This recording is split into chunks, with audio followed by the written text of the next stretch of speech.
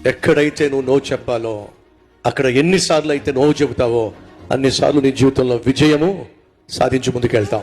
ఎక్కడైతే నువ్వు నో చెప్పాలో అక్కడ పొరపాటున మౌనంగా ఉన్నా, లేదు నో చెప్పలేకపోయినా నీ జీవితంలో చాలా నష్టపోతాం.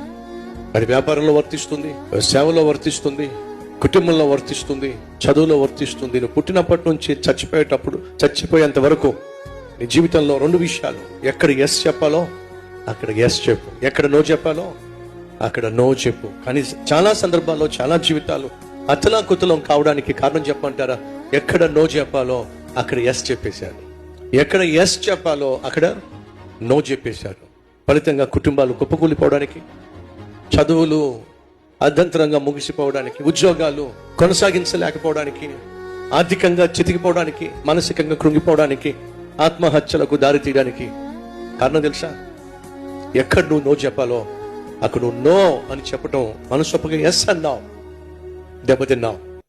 ఎక్కడ ఎస్ చెప్పాలో అక్కడ ఎస్ చెప్పక నో చెప్పి అర్ధంతరంగా నీ జీవితాన్ని అపజయం పాలు చేసుకున్నావు.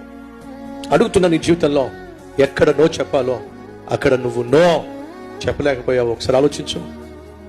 ఎక్కడ ఎస్ అని చెప్పాలో ఎక్కడ నువ్వు ఎస్ చెప్పలేక నో అని చెప్పి ఇబ్బందులు కొని తెచ్చుకున్నావు. ఒకసారి ఆలోచించు.